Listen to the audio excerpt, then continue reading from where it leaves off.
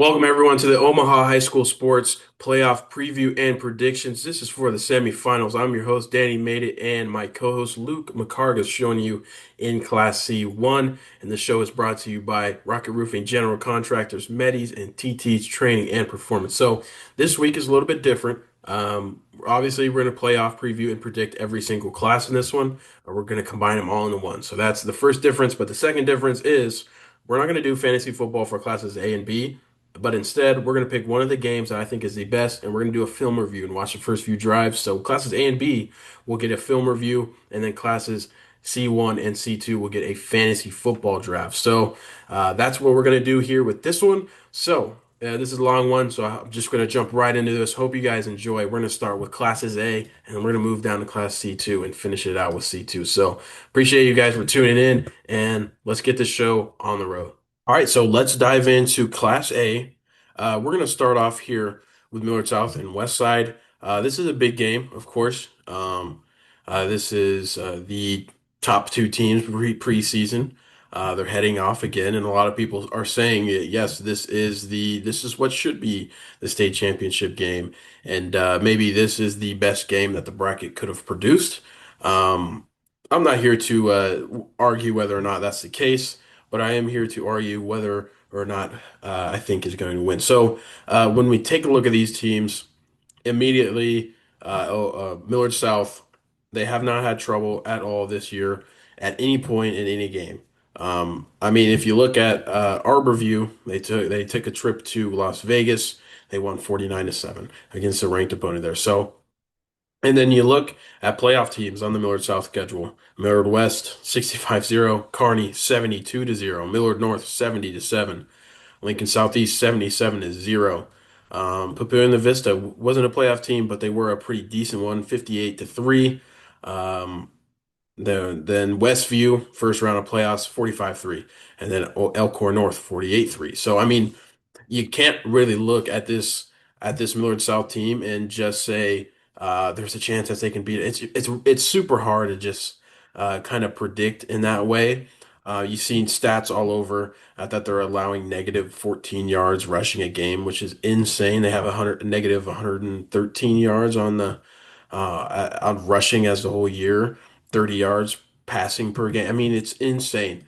They have played some decent teams. West Side has had some struggle with some of these teams as well. So it's really tough to predict anything but a Millard South win here.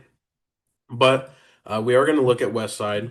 When we look at West Side, you see Omaha Central being that team that upset them this year. And Omaha Central went out in this playoff round and had a tough loss. But you look at this West Side team, they played a lot of playoff teams. Let's look. So we got Omaha North 58-27, Columbus 42-0, Millard West 51-0, Bellevue West, who they then beat later in the season, well, without the quarterback, but with Will Anderson in, they beat Bellevue West 29-21. Omaha Central, obviously the upset, 31-28. That was a huge one. Fremont, not a playoff team, but Elkhorn South, 58-17. Creighton Prep, who is a really good team, who upset. Who did they upset? They upset somebody. I cannot remember off the top of my head, but it was a big upset. Creighton Prep, 52-20. Bellevue West, like I said earlier, 42-7. They came off and they won that one big time. Kearney, 35-7. So when you look at Kearney versus Millard South, 70-0. So it's really, really tough to try to look for any sort of weakness in this Millard South just because they have everything. Their defense is fantastic and also their offense. Millard South offense is just incredible. Their defense, as you know, they're incredible too. So, and then they're led by Tegan Urban, who has an absurd amount of tackles for loss.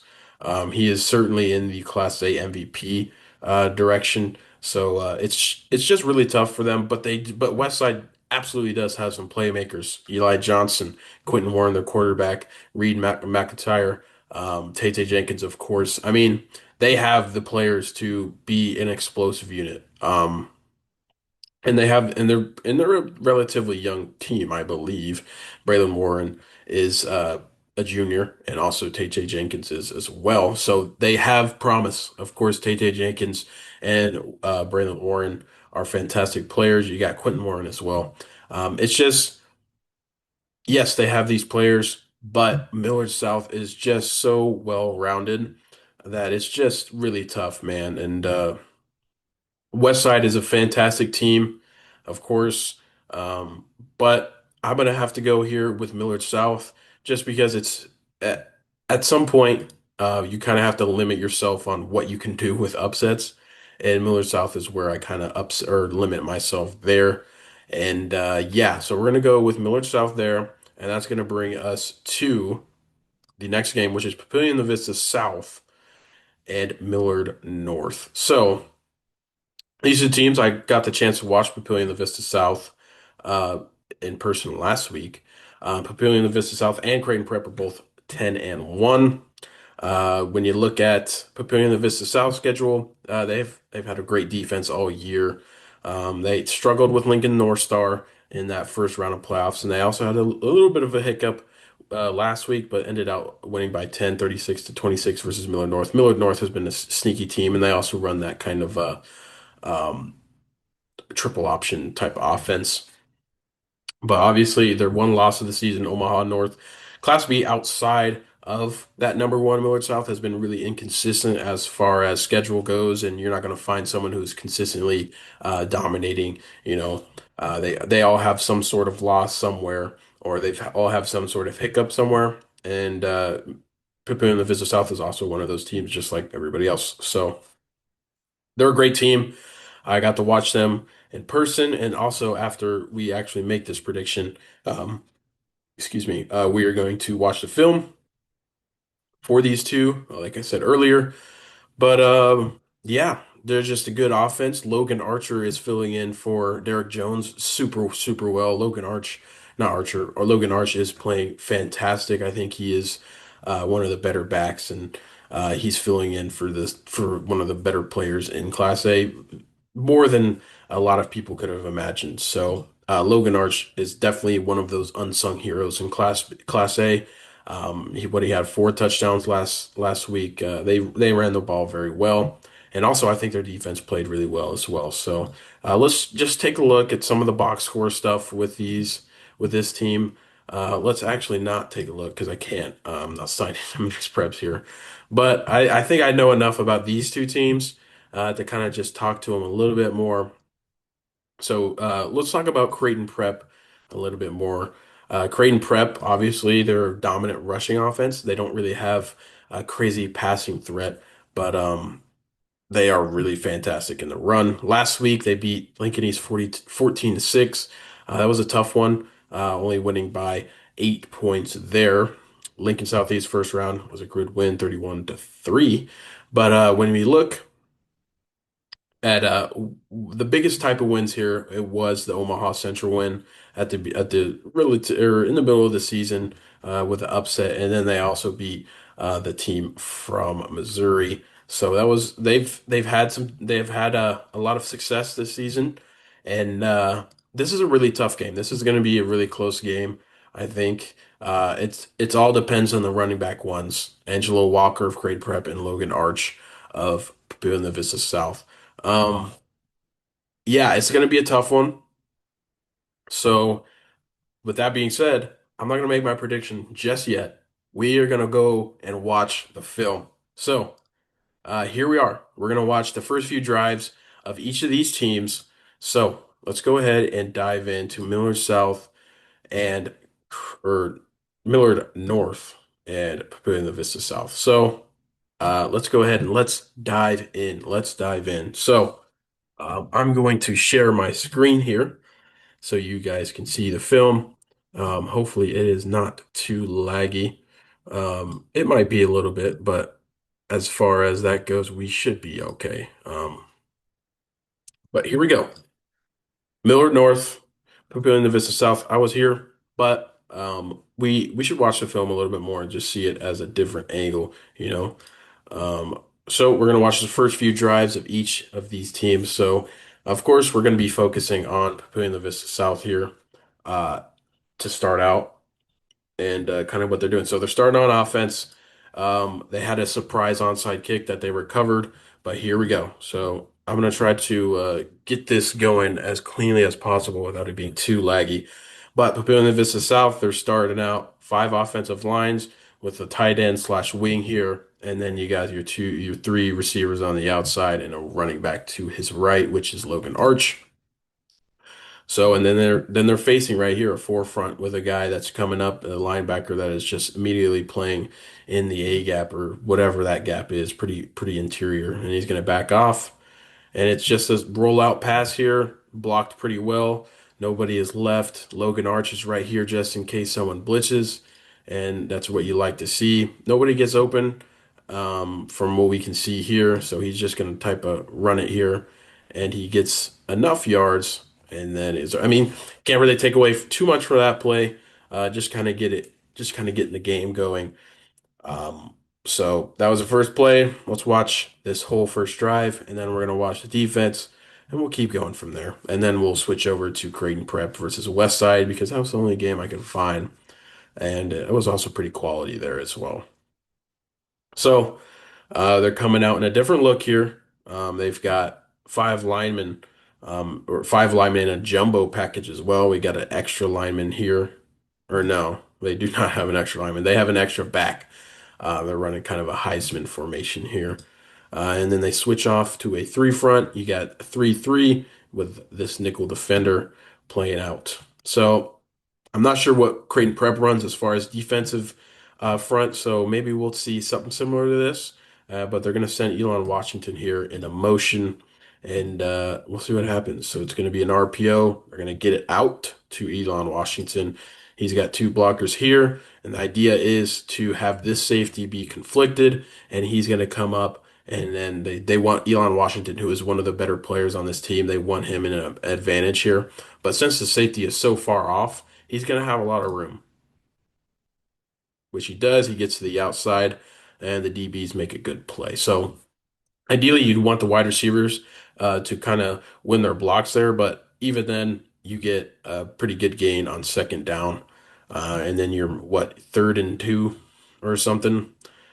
So not too bad, but the idea is to get these playmakers going and show something different. They like Logan Arch, of course, but they also want to get passing as well. And then for this one, now we have an extra lineman, I believe.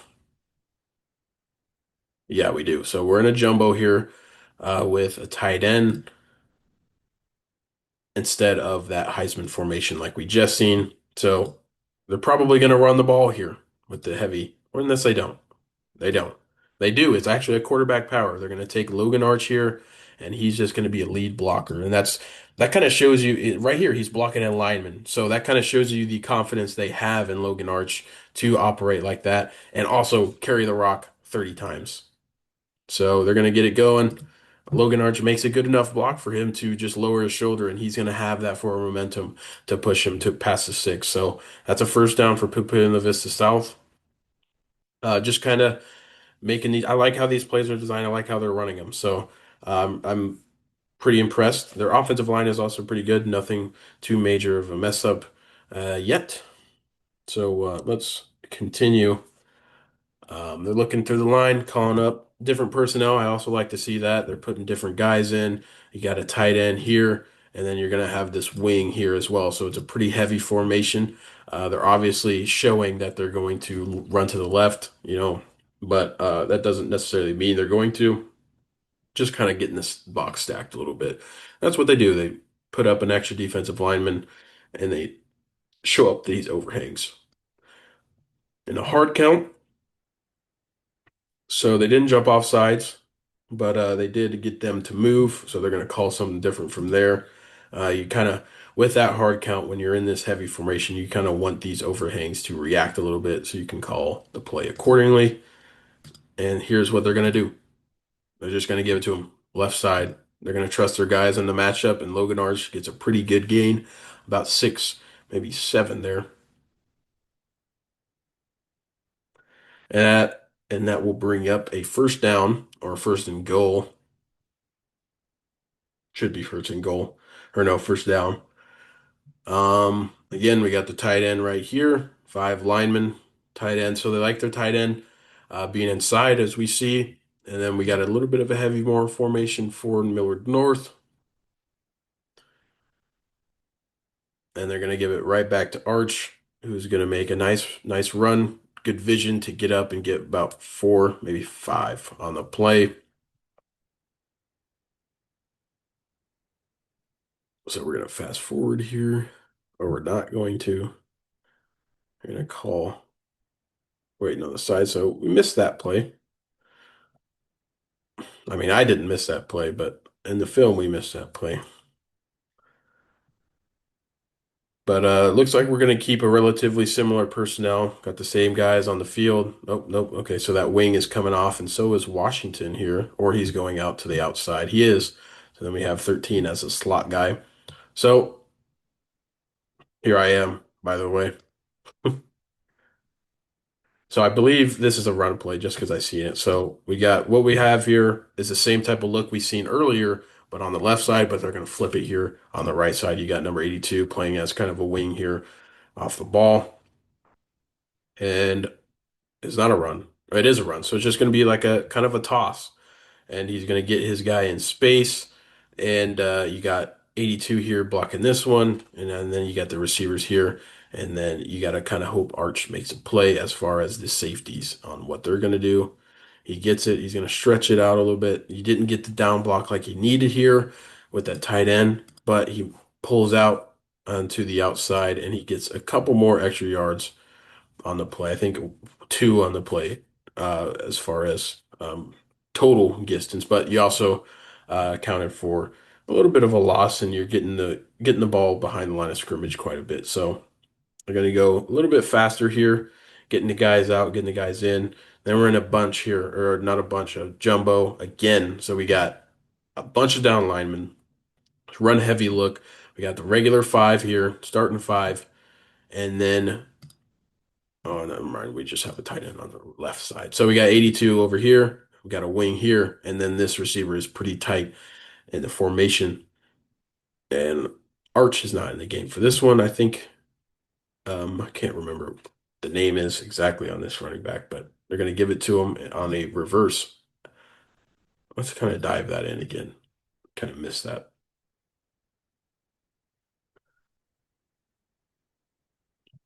So, like I said, got their five linemen, tight end, and a wing. We're going to get a reverse here. So we're setting the wing up in kind of like a motion. And he's going to cut back and kind of serve as a lead blocker for 13 here. Who's going to get it? You want this receiver to come in, kind of lure that corner.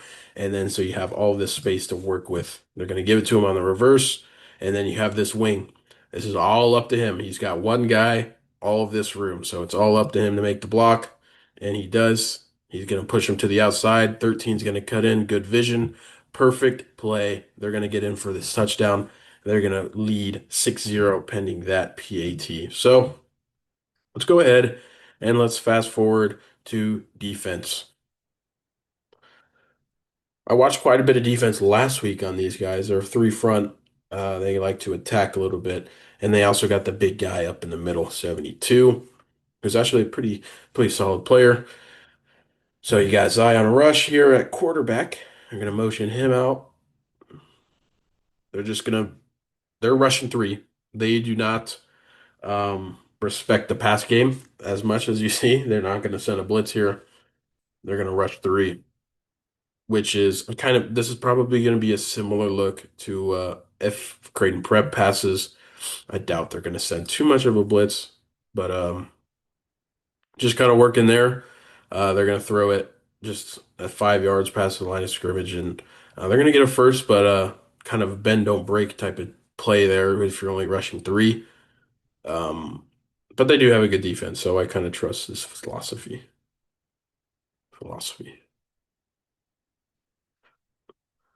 All right, bring this up to the second play. Got a heavier look. We're looking at a linebacker here who is going to kind of go up to the line of scrimmage and show. And then this guy is also going to just ease up a little bit. Looks like he's coming as well. They're going to send two. So maybe I was wrong there. They're going to send two to the right side. So that's kind of a tough look for them. Bad luck. But this guy gets through, beats his block forces him inside. So those two guys that are blitzing should have a better chance, but he makes a nice play and cuts up field a little bit more. Zion Rush is certainly a really good player, so and they're going to be seeing Angelo Walker, who is definitely in the same category as Zion Rush. As far as quarterbacks go, or as far as runners go, got a little bit more of a spread out look. Millard North doesn't really run that type of stuff too much, but here we go. Looks like they're all coming down. It's going to be an obvious run play, kind of a read option here. We got this guy staying for the quarterback. This guy is immediately just going to chase the running back because you have this guy staying for the quarterback. And he's going to give it, of course, which is 50 is not going to quite get there, but he does get a nice rush play. You kind of hope 50 makes a play, but is a fast runner, so uh, that's kind of a tough play to make. Three front can do that for you a little bit. But here we go. They're going to go a little bit up tempo here. Three front again. You've got two down linemen, overhang, overhang. Quarterback draw, kind of a delay. He's going to take it, and it's just a powerful run. At this point, scheme wise, they're in the right places. They just need to make the plays. Tackling.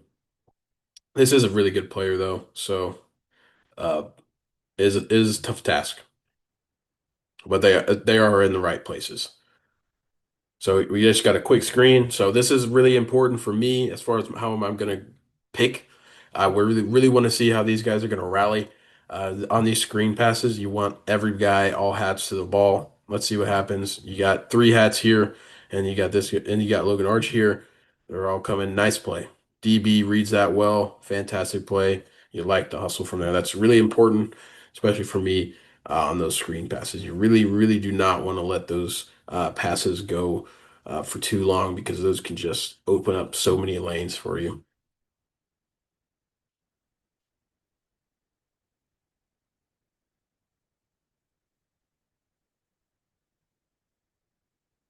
Miller North did run quite a little bit of stuff, but now we're back to this triple option, two wings and down running back, fullback, whatever you want to call that.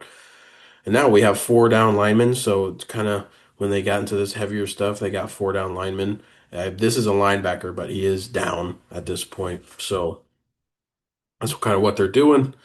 We've got a fake here to the read option here, I should say, to this fullback, and he's going to take it, and that's a really good play by 53, I believe, 52. So let's kind of rewind that. We're going to see a lot of running this next week. So as far as my picks, let's see how they play against the run. I don't know how exactly Creighton Prep runs their rushing offense. We'll figure that out. But let's go back to this triple option play.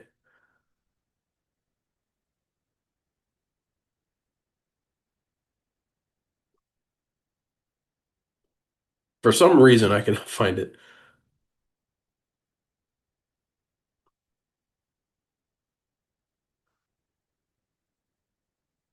I think this one's it. Apologize for that, but we'll figure it out.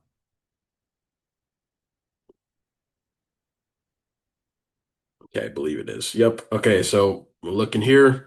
52 makes the play, so I want to see how he wins here, whether or not it's just kind of a read thing, he left unblocked, or he's beating a guy.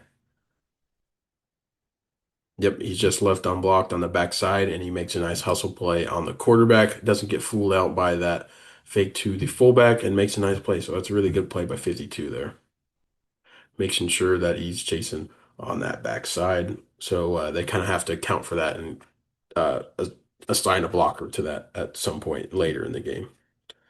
But here we are back in a wildcat here. Oh, no, we're not. Never mind. They're going to run it like a wildcat, just kind of a quarterback power here. And then, yeah, Zion Rush is a good player. It's tough to get him down, but they're in the right spots, of course. So, and as far as the game goes on, they played better as a unit. But here we go. They're up tempo after a really good run. Let's see how Papua Vista South responds. Four down linemen and a different kind of look here. It's another same play. We've got this is a nice look for him. He's beating two guys, beating the double team. You'd like to see one of these linebackers really just make a play here. And they do. Really good play by the defensive tackle to kind of split that double team and allow everybody to rally. So I like how that happens. They run the same play. They were ready for it. They were disciplined, and they improved, of course, as far as from that last play. So you really like to see that. So this will be the last play, I believe. I think they score. I think Millard North scores on this one. This will be the last play for Pabuna Vista South, and we'll move on to Omaha West Side. So in the triple option, looks like a toss here. They're threatening the toss. And triple option is just really tough to defend. So if they're in the right spots, more than likely, it's they're going to be a very disciplined team. So as long as they're there, it's just a wide toss. You got these two blockers on the outside. You'd like to see these guys play super reactive and get fast, or at least outside contain and allow these guys to come up and clean up. They do react fast, and they miss a tackle or two, but he does score, which is, of course, they're in the right spots, which is nice to see. So that's going to conclude the Papua Vista South. Overall, I like how they play. Um, their defense, of course, like we said, they're in the right spots. Just need to make those tackles. So we're going to start here on offense with Creighton Prep versus West Side. This was obviously a big game. They lost to West Side, but it was competitive for a little bit. So let's see how they played against a top tier defense in West Side, in Class A at least. So first and 10, we got Angelo Walker. He's their guy, of course, we know that. Their offensive line has improved a lot since last year. They have a lot of the same guys. So immediately, this is not a team that is going to run a lot like Millard South or Millard North here. We've got just a wide formation, two receivers on each side, and Angelo Walker behind him, and then just five linemen. So of course they're going to trust their linemen. They're going against a similar front though, as West Side, kind of similar. Just not as much beef in the middle. We have a beefy guy coming up next for them.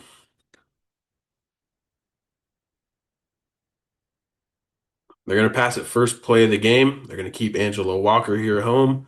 Looks like we're looking at some sort of quick out. It looks just kind of how he dropped. Not quite a full three step. They're sending three rushers here. Yep, and they're going to go just a quick comeback route for number 21. Nice play. They take advantage of the soft coverage on first down. And I'm sure Westside was probably expecting a run, but they get it there. And that's a nice way to look at your defense, know your defense. Just going to fire. Nice, nice connection.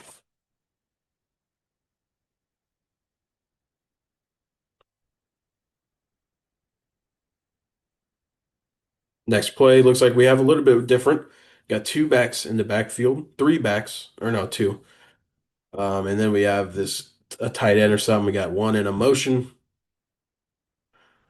and they're gonna have him block here. They're gonna give it to him. He's gonna go to the left side. Doesn't have too much there. It's harder to tell what the linemen are exactly doing on this angle, so I'll do as good as I can.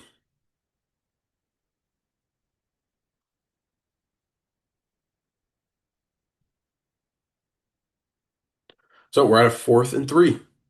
Let's see, or I think they're gonna punt. Yep. Okay, so they're gonna punt. I'll give them another shot. Let's look at their defense. First and 10 versus a really, really explosive offense. Warren and Jenkins in the backfield. So we got a forefront here, bit different than what Millard South or Millard or Propel in the Vista South has faced. Just got to play action here. Like this pressure immediately from the right side. And then this guy doesn't quite get there, but you got pressure. He's going to have to step up. You'd like their interior defensive linemen to stay up so you can that outside pressure means a little bit more. And here we go, just a deep bomb. He's got him, guy, incomplete. Um, wasn't bad coverage, of course, but he did have a step on him. Not many quarterbacks can make that throw consistently, and we haven't seen Papillon the Vista South quarterback do that. So he definitely was open, but yeah, 2nd and 10. Obviously, they have a little bit of adversity here. They're already down 7-0. They're going to give it to Jenkins, and that's very great, very good. You like to see that rushing or versus the run. I'd like to just see that play. It's a little tough.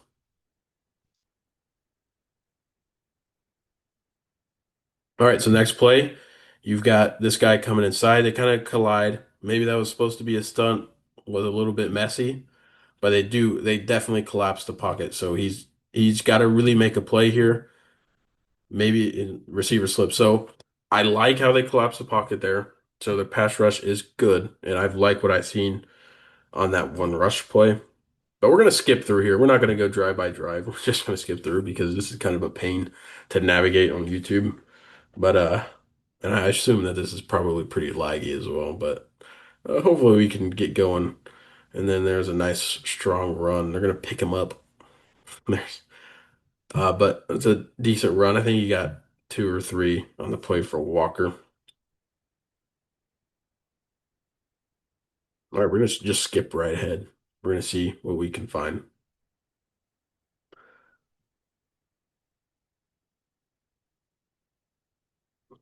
Got to just play action maybe. Nope, they're gonna give it to him. This is a really nice play. You set it up like a play action, and he's got a lot of room, right? Especially right here. If he cuts it up, which I think he does, you see that foot planted, and he does. So he had a room. That's a good enough rush. At this point, they're down by a lot, but you kind of want to see how they fight through the game. Got a little bit of a limp here, so we're deeper into the game. So, and he's a workhorse, so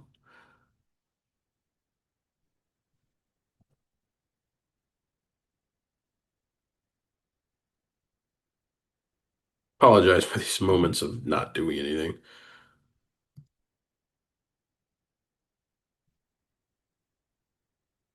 All right, so we got same. Okay, we're gonna go back.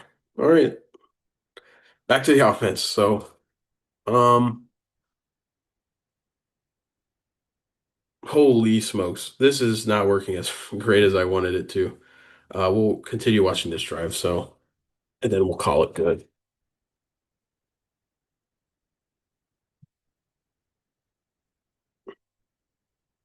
So we're looking. They're very aggressive and very fast on defense. I like that, and they're another nice play, rolling out and hits him on the run. So let's just talk about what I think. So obviously, West Side is a different type of animal than Papillion the Vista South. They're really explosive, and I think that Papillion the Vista South has some players, but they aren't necessarily super explosive. They're more of a beat you on scheme type of team, and they also have Arch, who is really good. They kind of have to lean more on the scheme since Derek Jones went down. So. Physicality, I think Creighton Prep is there, uh, and has an advantage in physicality, of course. But I just really like how Papillion Vista South plays football. They're really fun to watch. They're pretty creative in their play calls. But this is a tough game. I think it's going to be a good game no matter what. Nobody's going to come in here and just win super easily. Both of these teams have to come in and really want it. But for my prediction, it's a tough one. I haven't thought about it too much, but excuse me, my prediction, I'm gonna go with Creighton Prep here. I liked how they looked on defense. They were fast and aggressive. I think that that type of defense can do well, especially in this division. Um, I like it's probably going to be a lower scoring game, I think. But if not, I think that they're going to be able to run the ball. They played Millard North, who they had a little bit of trouble versus the run, but in they have a good running game. But I'm gonna go with Creighton Prep here. I think they're gonna meet Millard South in the state championship, which is a huge turnaround from last year for Creighton. So that should be fun either way. So that being said, that is going to conclude Class A. We're going to head to Class B.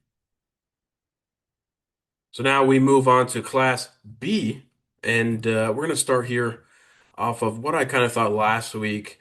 I mean, of course, we had a couple close games last week, or one close game, really. Waverly and Seward was the close game last week, and that was a fun game. Everyone, I mean, everyone knew that game finished in overtime. Everyone knew that game was going to be another close score game. I mean, the matchup, the dynamic of the how they played just kind of matches up, and it turns out to most of the time that's going to be a pretty good game. So we'll just kind of just hop into the preview already. Let me pull this up really fast.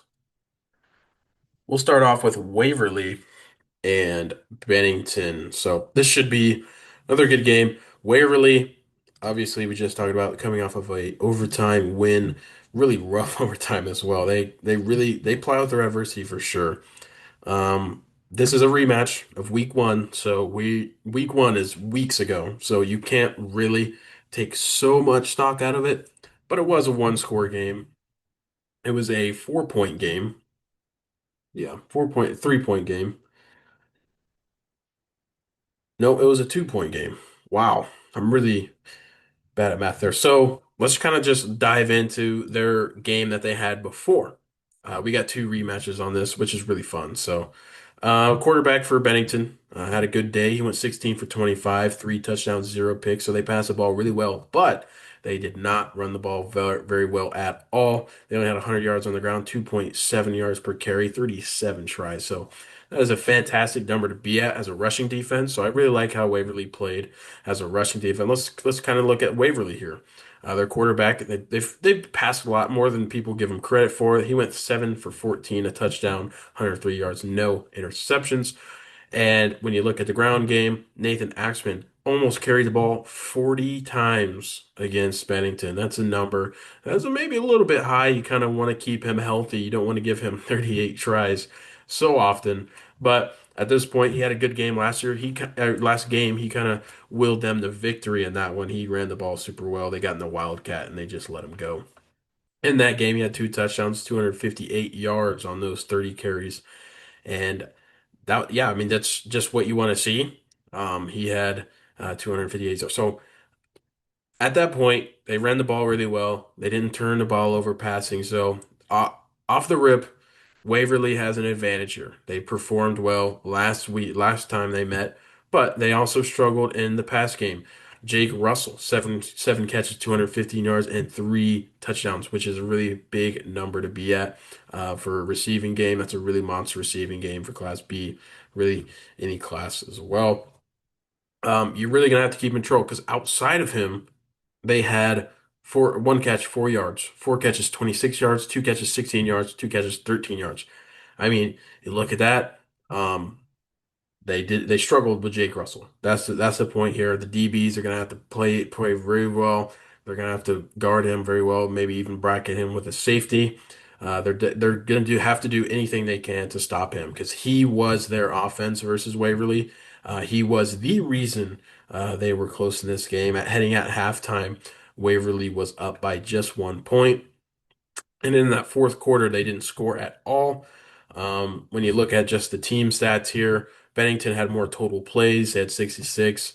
And then the first downs, both of the teams relatively pretty lower numbers. Penalties weren't really too much of a factor in that game. But this should be a good game. Both of these teams are playing way better than they have been. Especially Bennington. They have just been phenomenal. They go out and they beat Elkhorn North very handily, 42-7. Whether or not Ethan Beachy, the starting quarterback, was 100% healthy, I don't know that for a fact. Um, I don't know that for a fact, but he did run the ball 10 times, so he was healthy enough to be playing in that game. So I mean, at the end of the day, Bennington has been playing super, super well. I mean, when you look at the first few games of the season, It started off obviously with that loss. They won how many? One, two, three, four, five, six, 7 games in a row.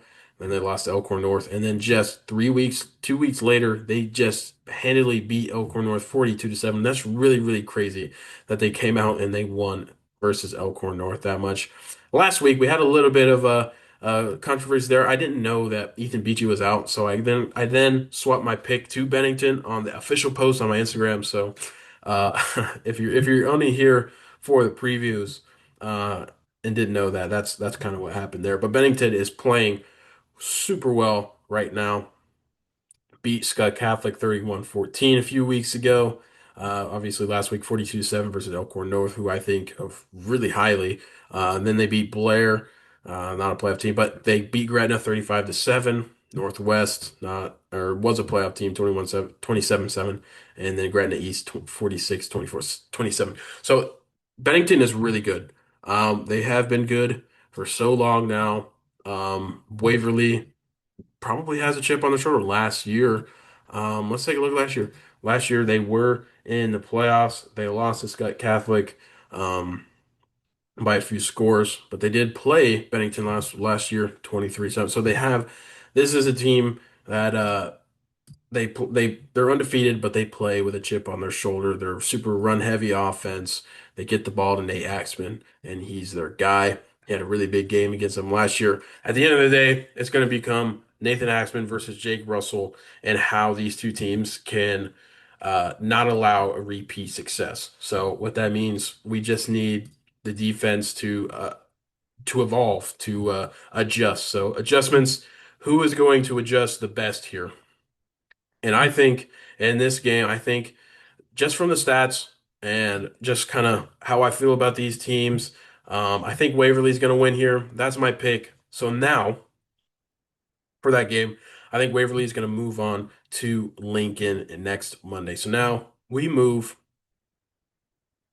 to the rematch, which we are also going to be doing the film dive on. The rematch, the my favorite game of this bracket. We got 7-4 Gretna going to 10-1 Gretna East. So this is a game. Of course, it was a rematch. These two teams have played before, and it was a one-score game, 35-28. So let's look at the box score. Let's see what was working, what was not working. And let's see kind of where path to victories can lie for these two teams. Let's pull it up here.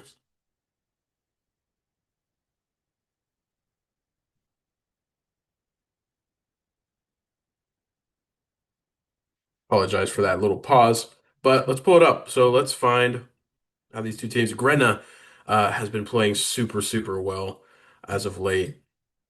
They've just shown up, and really when they were underdog versus Norris, they came in here and they showed out. York, I thought they were going to win that game, and they did. But this rematch is just a game that was a few weeks ago. It was 2 weeks ago at this point, or 3 weeks ago. But it's a rematch. It's going to be fun. I think that this is going to be a really good game. Let's take a look on how these teams performed in that game. So let's look at passing for these two teams. Michael Knutson, 26 for 40, 3 touchdowns and 2 picks. There was some success in the air, but you need to limit those interceptions. And then for Chase Grow for Gretna East, he went 14 or 10 for 14, 3 touchdowns, no interceptions. So they did not turn over the ball offensively. And they also, so Gretna turned the ball over 5 times versus Gretna East, and it was still a one-score game. So that is super, super promising. But Connor Sams is their guy. He had 21 carries last time they played, 129 yards and 2 scores. You're going to need to keep him under wraps. And for Gretna, they were able to run the ball relatively effectively. Casey Schlotfield, 6 rushes, 50 yards, and a touchdown. And Michael Knutson had 12 carries for 73 yards on his own. I think that they can run the ball decently. Anything over 5 yards or carry is a good number to be at, especially versus a passing team like this. It's going to open up a lot of things. Bryce Lakers last time they played 10 catches, 152 yards, and 2 scores. He's obviously a huge key in this one. He has been so good this year and last year. He's just been really good. Michael Knutson and those two need to be together like they have been. As long as these guys are thriving, it's a really, really tough team to kind of survive against. They're really tough to defend defensively.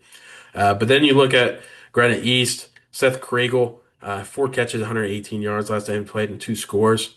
He was a big target. So it was really Seth Kragel and Connor Sams was the big main guys here. Chase Grout also played some good football. And we're going to watch this game actually. So we're going to watch the first few drives of each team and we're going to just kind of go over with the film stuff. So with that being said, before we make any picks, let's go ahead and let's dive into the film here. Let's turn on the screen share and we are going to let's dive into this game. So we got the rematch pulled up on another tab. Did not mean to open that. So let's go ahead. Let's take a look at this game. Let's look at what the things they did right. We're going to watch the first few drives and let's see what kind of happens here. This is a rematch. It should be pretty fun to watch this game. I didn't get a chance to watch it too much.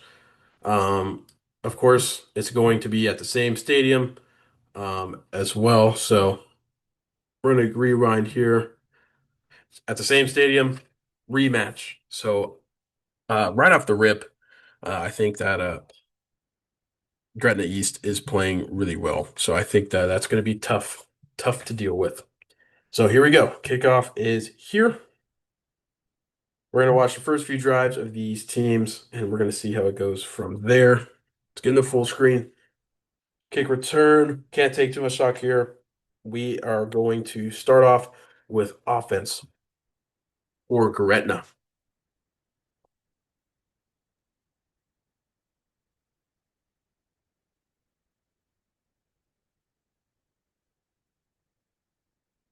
So Gretna, obviously, we know them as a passing team. We know them as a Michael Knutson and Bryce Lakers type of team. So this is really fun to watch. I mean, this is really easy for me. We can just watch this rematch game. I don't have to flip through anything. We can just watch what happens here. So obviously, this team is going to be spread out a lot. They're going to have these just 5 linemen out, and they're going to have 4 receivers out on the side, and then we're going to have Keisha Slotfield inside. He's a bigger guy. So here we go. We're starting out. Of course, we got the 5 linemen. We got 4 receivers on the outside. We got these guys. They're leaning pretty heavy here, as you see on the right side. So that kind of gives off a little bit of a run. I think that this is going to be a run play off the rip. These two guys are leaning. So you kind of hope that they don't really sell this too often. But as far as Greta East, got a 3 front with an overhang kind of nickel defender here, playing pretty tight. Maybe because of these lean right here. And then we got the 2 linebackers, nickel defender over here, and I assume these corners are playing about 10 yards off. First play, we got a pulling tackle here. It's going to be a run. Of course, we seen that lean. The defense was ready for it. Kind of hope they clean that up.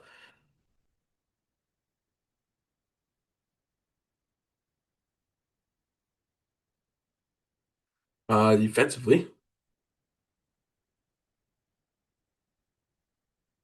Okay, apologize for this. It is just doing this. Okay. Let me put this in really fast. Okay. All right. We won't use that. All right. So next play. So of course we see that they lead, got through there. They were able to make the play. So we got a big old shift. We got trips on the right side. You got the running back behind, and then you got Bryce Lakers over here by himself. Now we're not leaning. We're in a 2 point stance at the right tackle here. 2 point stance over here. So obviously this is a huge thing they need to clean up. We need to stop that leaning a little bit, in my opinion. We need to make sure we're not selling on the run. So obviously, off of looks alone, this is going to be a pass. Just because, I mean, if we hope we don't see this pattern, but off of looks alone, it's going to be pass. Looks like it is. We got this right here, that left side slot. Looks like he's going to come across the field. These two are probably going to switch here, and they do. This outside is gonna run a 5 yard out. Knutson's gonna fire across the middle, finds number 3. Good play. I mean, Knutson has a really nice arm. He gets the ball out. very well. Excuse me. And he has really good zip on the ball as well. So he's definitely a threat. So now we're on first down, new set of downs. Got a little bit of a lean. He's kind of leaning to his right a little bit. We need to watch that. Got it. And then we got the wing right here. I believe this is, I can, Talon something. I cannot remember his last name, but it's Talon. And we do. He is going to go over to his left. We definitely need to watch that. And then we got this guy kind of just comboing with the center, that left guard or right guard. It's just going to be an outside handoff, kind of just working. Doesn't get much there. They're ready for it.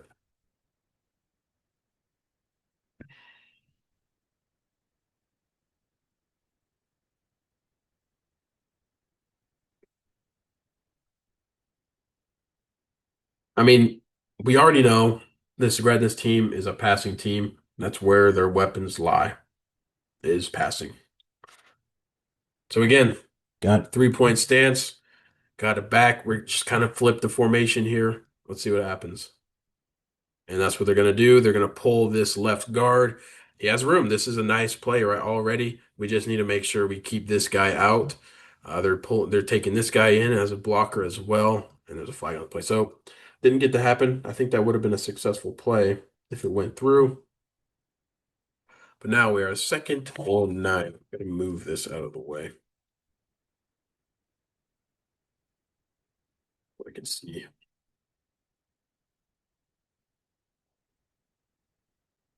All right, second and 9, second and long. Let's see what they do. We're working out of an empty set here. Knutson, 4 receivers on the outside. Let's see what happens. Just a normal step. The center gets beat off the rip, so that's a nice play by the nose. But they rebound nicely. He steps up in the pocket. He fires incomplete. Nice pass, but so he did, no blitzes for Greta East. Didn't see anything crazy. The nose guard did win pretty well though. So that is nice to see as far as pass rushing goes, because pass rushing is super important versus a team like Gretna. Student section, there we are. Looks pretty good, pretty hype. So that is going to bring us to a third and 9. We got a third and long, first drive of the scene. Nice protection. He's got plenty of time to step into his throw. He's going to launch to the left sideline. He's got Lakers. Let's see. They're going to mark him out. So first drive for Gretna. Looks like they're going to punt. So now we move to Gretna East's offense versus Gretna's defense. Let's see what happens. Looks like I missed something there. All right, we're just gonna wait for this. This is a little stuff, so we'll have a little bit of a pause here. First and 5, there was a penalty. Looks like maybe offsides or neutral zone infraction by the defense or something. So 3 front for Gretna. We have quarterback, running back right to his left, a little bit behind him. And then we got a wing here. No tight ends on the line. Standing up like Ashton Genty. And we got just kind of a reverse here. He's going to probably block this guy.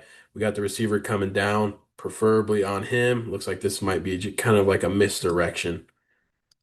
Nope, they're not. Okay, so it's just going to take it up the middle. Decent gain on first down, especially first and 5. So got that gain.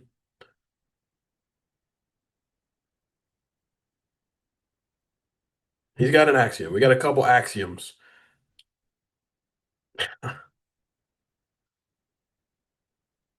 So at least we know their heads are comfortable.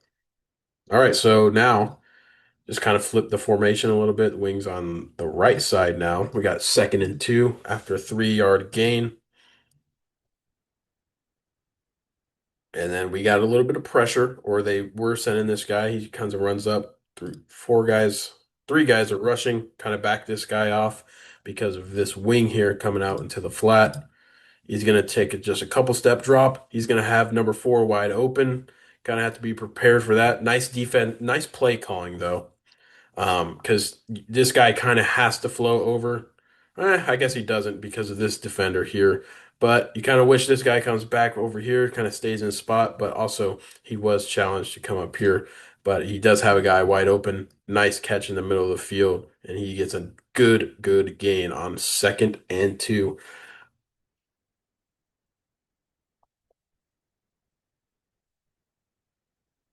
Again, you just have that guy coming up. The linebacker probably should have stayed in his zone in the middle.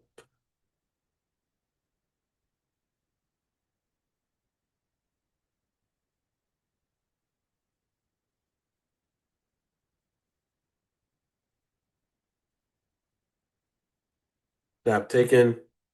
Really nice play action. Completely misses this guy, and he has just plenty of room to run. Really nice play action. Looks like they score on this, and that's what you like. The defense needs to be a little bit more prepared. Maybe they snapped it a little early as well. We'll see what happens. We'll see what the flag is.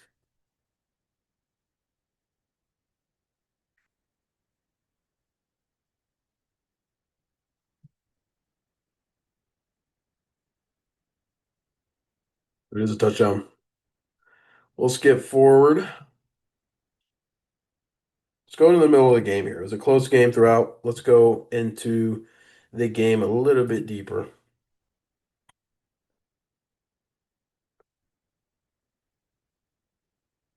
Looks like they get a kick return.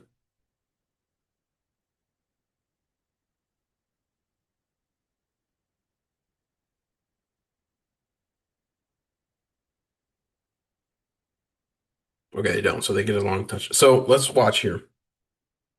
So we just had a long rushing touchdown. So that probably means that a lot of these rushing yards that they allowed were actually from these bigger plays. So, and Grenna is susceptible to allowing some of these bigger plays as a defensive unit.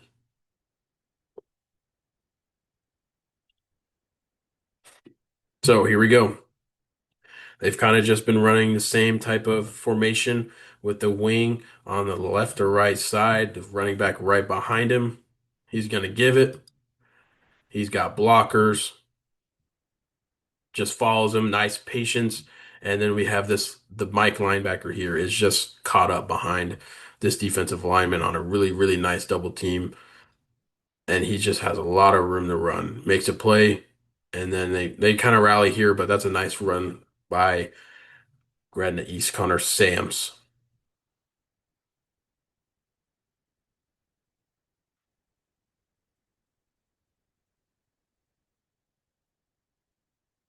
So let's look. Three front defensive line, got two polars. Nice down, very nice down block by the center. Gets him completely out of the play.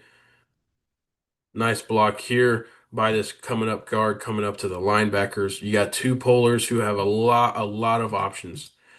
He's going to double team with that backer, and he's going to come through the hole, and he's just going to go up, and he has plenty of room to make a play because that's what you like. When I have that type of running back, he is really good. So now we got a quicker play here. You fake this wide receiver screen, good protection. Everybody is wound up. And then you have Sam's here to stay home and help just in case.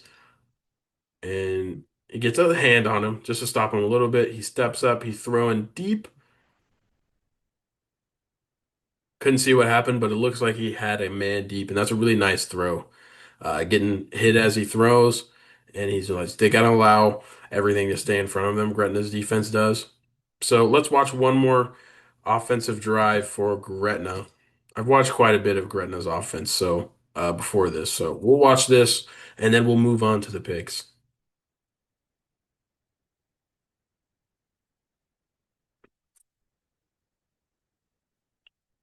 So whenever we get the score back, we'll see how they respond to another big long touchdown for Gretna East. My mistake. Got a quick motion between those two. Got a trips on the left side. We've seen this before in the game earlier. Let's see what they do off of it. We've got the running back just right behind him. Got these five linemen here. Going to take the snap. I mean, it's the same play. Just as we seen earlier, he's going to run it out. Knutson hit it in the middle of the field last time. This time he's going to do it again, and he hits him. I mean, we've seen that play before in this game, and they like it because he can get it out on time. So they pick it up nice. I mean, this is a unit that's going to be good pass blocking. They send a blitz there and they pick it up. So that's a nice thing to see as well. Knutson, we're showing different guys here. We got these two linebackers showing that they're blitzing. Maybe they're going to bounce off. Maybe they're going to come and actually blitz here. So let's see how this offensive line, they were perfectly in sync there. That was weird, but let's see how this offensive line adjusts. If they do, they don't, they show. So this is a big thing for Knutson here. How is he going to respond to showing different looks? He's got good protection, plenty of time to read the defense. He's loading up, looking for a sideline shot to Talon, incomplete.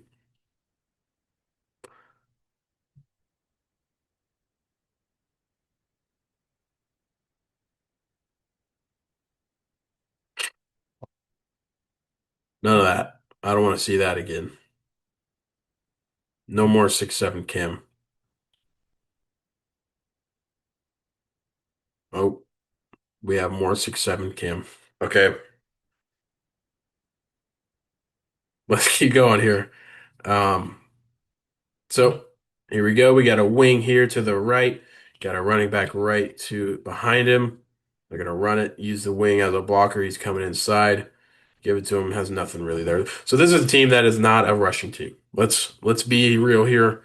They're not gonna run the ball super well, but they are going to pass pretty well as long as they are get going, and they need to just limit those turnovers.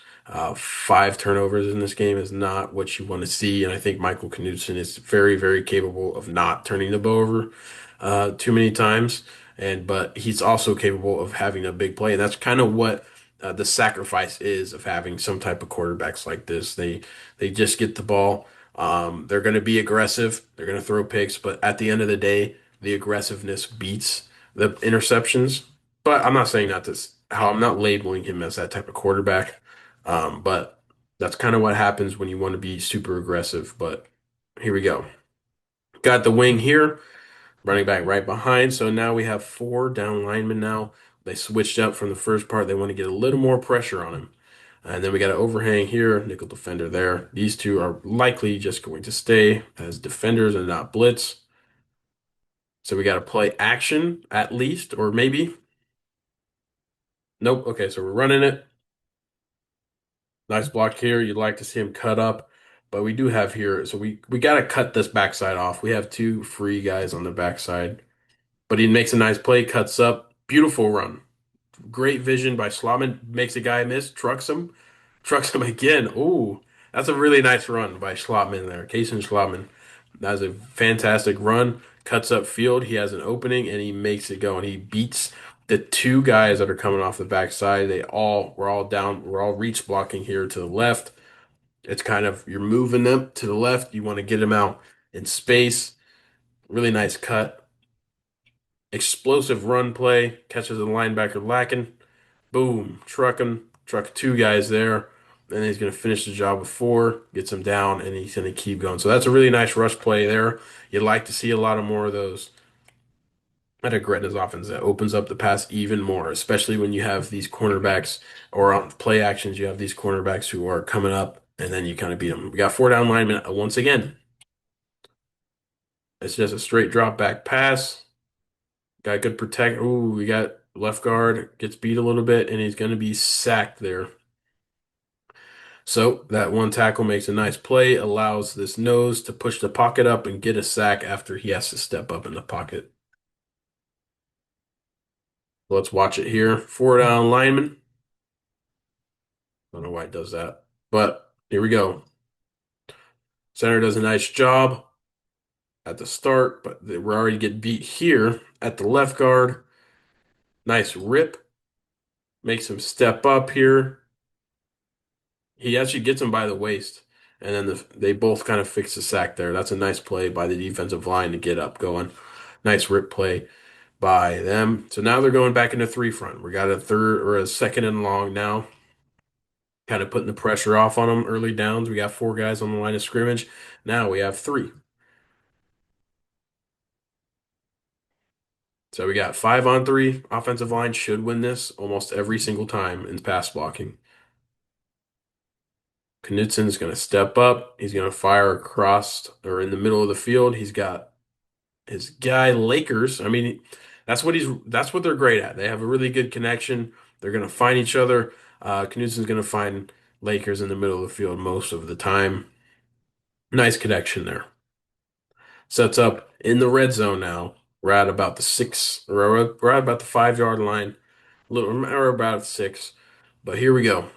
Let's see if they line up a little more heavy in the red zone. They are. They're going to have four down linemen now. We've seen this look before with the wing on the left, and they're going to use him as a blocker. Kind of want to use someone else as a blocker there. Kind of a weight matchup there. He's kind of pull blocking pretty much versus a bigger lineman. You don't want to see that too often.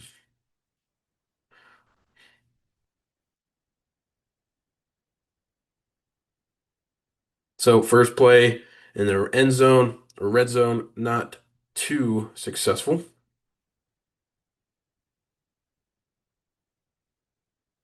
And now let's see what we can get going.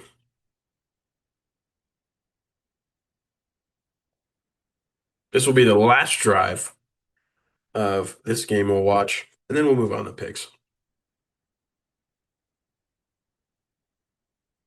Got an empty set here. Schlotman in the slot.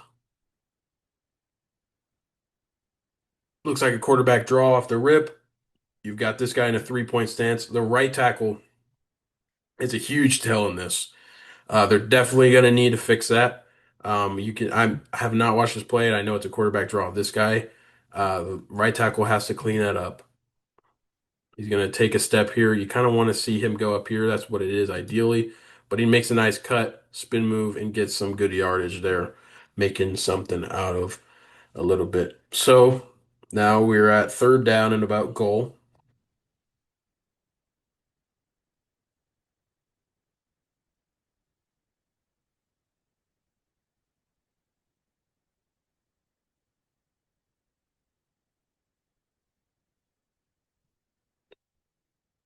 Again, we've seen this before. Just kind of the back. We got a wing over there. They're going to give it to him on a like kind of outside run. He scored. He had that big run on this exact play earlier. Decent gain. Yeah, I mean, we've seen this play before. Everyone's going to kind of zone block to the left. This this wing here is going to actually didn't work quite well. Blocking assignments didn't mesh very well there. But here we go. What is this, fourth and goal? Big play here, third and goal, one of the two. So now we have the wing on the right side. They like to move that wing. Got a little lean right here. It's probably going to be a run. We need to make sure we clean that up and not sell these plays. And it is going to be an outside run. He has that room here to run, but he's challenging that outside. It kind of forces him to cut back. The right guard is kind of struggling to cross face here with number 77. 77 kind of gets up there. And that's what you like. For touchdown run, Cajun Slotman, you kind of can correct some of those wrongs with a big, strong runner like that who can make some of those tacklers miss. And that's a nice play by Schlotman and the rest of the team. So that's going to move us on to the pick. What you all been waiting for. Who am I picking to win this football game in Class B? Who is going to meet Waverly in the Class B football state championship? This is a tough game, but considering what we seen last game, Gretna's been better. Gretna East, I mean, what we just watched in film, these teams are both pretty good. Gretna got the run going a little bit, and they also turned the ball over 5 times. So, with that being said, I think that 5 times on the turnover is not going to happen again. I think that Gretna is going to the state championship. I think that they are going to do this, and this is what I like about this class. Everybody has a shot, and I think Gretna here is going to win this game. Gretna East is a fantastic team, but it's just tough. Um, it's really tough to predict, but Gretna East could easily win this game and turn over or make them turn over the ball again. We've seen some of those hiccup games for Gretna. If you look, we're going to look at their schedule here. We've seen some of these hiccup games, Bennington, Elkhorn North, and yeah, it's just outside of those games, they've really been pretty competitive in all of them. Gretna East lost one score and they turned the ball over 5 times. So that's it. I got Gretna in this one, and that's going to bring us to C1, and we'll see you on that one.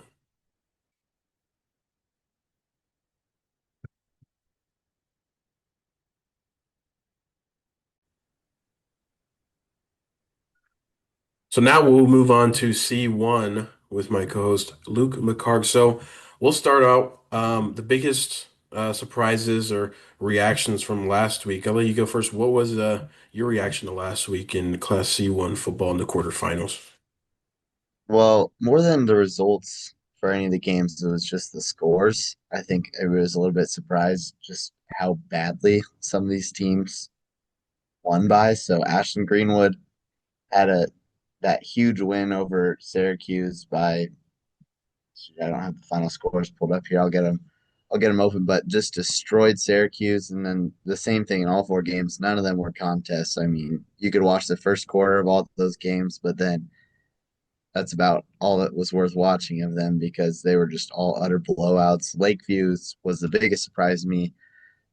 Ryan and I both picked Aurora in that game, and then Lakeview ended up winning 45-0. So I wasn't really surprised that Lakeview won that game, but I was very surprised by just the margin of it. So I think Sydney and Lakeview in particularly were just a little better than we gave them credit for. And I think that's going to be a really fun game to watch this week.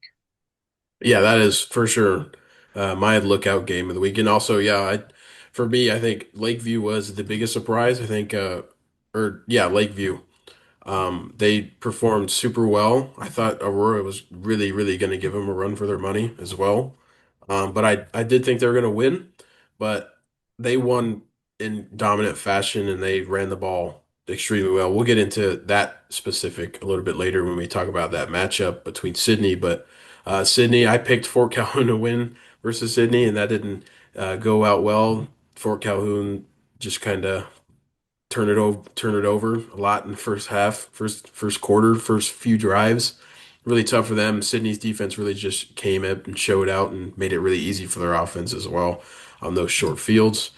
But Ashland Greenwood and Wahoo, um, I thought it went pretty chalk. I mean, Ashland won by a little bit more than I probably thought, but Syracuse, they didn't really play anybody as good as Lakeview was, or not Lakeview, Ashton Greenwood. But last week, I think we did what did we both go 3-1 from last week? Yeah. Yep. So that was a picks there. Um, so that's going to bring us to this week. Uh, Semifinals. Who is gonna make it to Lincoln? This is a huge game. This, like I said last year, this is the best week of the year as far as football goes and emotions. It's just a really fun thing to see who's gonna make it there to Lincoln in Memorial Stadium. So we'll start off with how Wahoo and Ashland Green with the rematch. I'll let you start on this one.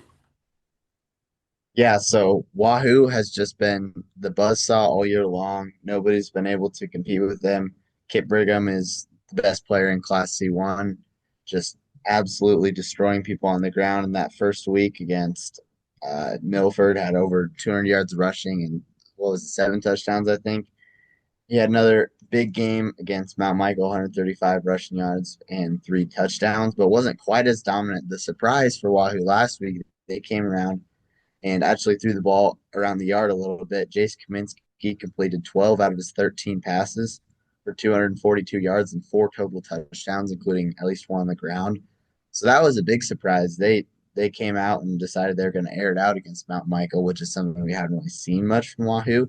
It's been mostly just Brigham on the ground, and why wouldn't you? Because he averages around 13 yards a carry. So obviously you're going to run the ball. And then Eli Shada had a really big game through the air as well, 3 catches for 87 yards and 2 touchdowns. They did give up some significant rushing yards to Jed Ramold, who had 88 yards and a touchdown, but seven over 7 yards a carry. So that was something where they might have shown a little bit of weakness there against the run versus Mount Michael. Now Mount Michael does run the ball very well. And on the other side, Ashland Greenwood also kind of surprised people with the way they came out because they were the opposite of Wahoo all year long. They've been airing the ball out every single game, and they came out and ran the ball against Syracuse with a ton of success. Cale Smith had his best game of the season, 194 rushing yards for 12.9 yards per carry and 4 touchdowns. I have, which obviously helps your fantasy team out a lot, Danny. Um, but they also played really well defensively, holding Syracuse to just 134 yards on the ground and under 4 yards a carry. And that Syracuse offense had been running the ball all over everybody they played all year long. So that was really impressive. And that's going to bode well for them this week playing Wahoo. The fact that they were so strong against run against Syracuse, that's going to help them out against Wahoo if they can carry that same level of success. Yeah, you mentioned how Wahoo actually came out with a different approach versus Mount Michael last week in air the ball. I think that's very, very intentional. I think that a big rushing explosion is probably what they're aiming for this week. Coach Fox is one of the best coaches in Class C1, maybe the best. He's always getting his guys in the right spots, and they're always in the spots to succeed. So I think that's very intentional. We've seen mostly, as you said, rushing offense for Wahoo, and they go out and they switch it up. So this is a rematch, like I said. So let's kind of like dive into their game versus each other earlier in the season. It was a 35-0 victory for Wahoo. Let's kind of look. So in that game, they were strictly running. So maybe that's kind of what they were thinking in that game. They kind of want to threat the pass a little bit because last game they were just running the ball. So if worst comes to worst, Ashton Greenwood improves, and this is in the mind of Wahoo. If they improve a lot, you have versus the run, do you have the passing game to rely on, or you pass the ball and opens up the run? So that's kind of how I see that. But let's kind of dive into the specific stats from that game. So Wahoo, 33 rushes on the ground, 312 yards, 9.5 yards pop, which is really, really great. I mean, 33 carries for almost 10 yards a pop is really dominant numbers. On the ground, they had 3 touchdowns.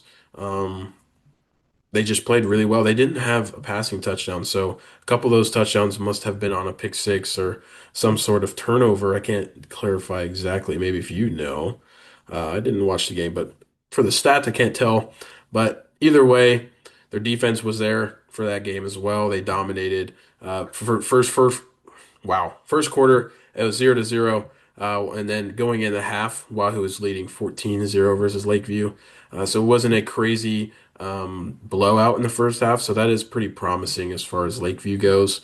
Lakeview, or not Lakeview, Ashland Greenwood. Ashland Greenwood threw 0 touchdowns in that game, 3 interceptions, 3 turnovers is a huge, huge part of that. They went 11 for 23, passing 173 yards. They've, of course, since then, they've been really, really good passing the ball. I think that their improvements there should help them a lot in this game. In that game, Cal Kissinger, of course, I mentioned, I think last week or the week before, he did perform against top seed Wahoo, and he had 110 yards on the ground or on the in the air. No touchdowns, but 4 turnovers as an offense for Ashton Greenwood. That is relatively promising. Not the fact they turn it over, but the fact they turn it over and still, it wasn't a crazy, crazy blowout in the first half. So that's what you kind of like to see. If they can clean that up, it can certainly be competitive. I really hope Ashton Greenwood can come in here and be competitive. I don't. I want to see Wahoo in a little bit of adversity. I think that that could test them well, and if they continue to win this week, a little bit of adversity would help them in the state game as well. So that'll bring us to the picks. I'll let you go first. I'm still kind of thinking about it a little bit, but obviously there's going to be an overwhelming favor. What do you have for this game? Yeah, this is a really interesting game. I think if any team in the Class C field is going to knock off Wahoo, it's going to be Ashland. I think both those teams on the other side of the bracket are really solid teams, but as far as strengths go, their strengths just don't counteract Wahoo's well enough, and they don't present enough of a different challenge as Ashland does, just because Ashland throws the ball so well. Derek Tony's is the best quarterback in Class C. He's completed 71% of his passes on the season and has thrown 37 touchdowns to 5 interceptions. And, he can just really sling it. And those receivers they have are just all dynamic playmakers. And the encouraging thing, as I mentioned earlier when I was talking about their game from last week, is they ran the ball really well against Syracuse also and defended the run really well. So that's obviously not going to be the same kind of matchup that they'll have this week with Wahoo. But then you flip over to the other side of things with Wahoo, just talking a little bit about them. Kip Brigham averages over 13 yards a carry. He's ran for 41 touchdowns this year. And the thing is, they don't run the ball because they can't throw it. They just run the ball because they do it so well. Because when they do throw the ball, Kaminsky's completed 73% of his passes and averages 17.4 yards per completion. So if they have to throw the ball, they can. They just haven't had to most of the time. So that's kind of the scary thing as far as that goes. And then also I have a little bit of stats just on the teams as a whole. Wahoo on the season has won their games on average by 43.2 points. And then compared to Ashland, also really good, but not nearly to that point. Their average margin of victory is 31.2 in the playoffs, 124 to 28 for Wahoo and 103 to 29 for Ashland. So these have been the dominant teams in the tournament so far. Both have scored over 100 points in their first two games. Sydney and Lakeview both are less than 70. So as I mentioned, if anybody's going to be Ashland, or excuse me, anybody's going to be Wahoo, it's going to be Ashland.